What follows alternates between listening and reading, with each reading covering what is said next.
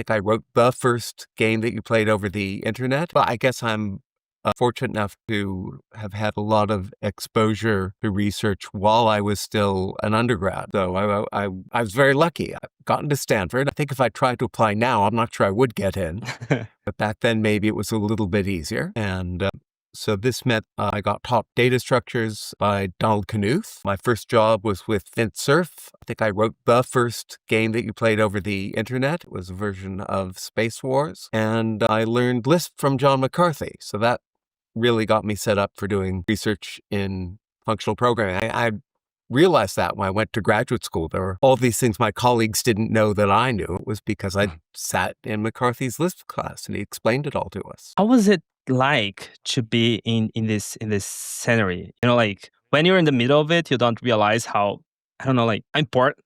Did you realize how important these people were for our, like for computer science back then? Well, I knew that I was fortunate to be working with a lot of Turing Award winners, right? Knuth already had his Turing Award. Okay. McCarthy already had his Turing Award. Cerf didn't yet, but the internet was clearly even back then pretty important. I remember one day using the bulletin boards, which had lots of interesting messages on them. This was pre-internet. I was looking at the bulletin boards and I suddenly thought, oh, these are going to have advertisements on them one day. I didn't know how they were going to have advertisements on them. I suddenly thought, there will be advertisements on this. And if I'd only known how, maybe I'd be much better off today.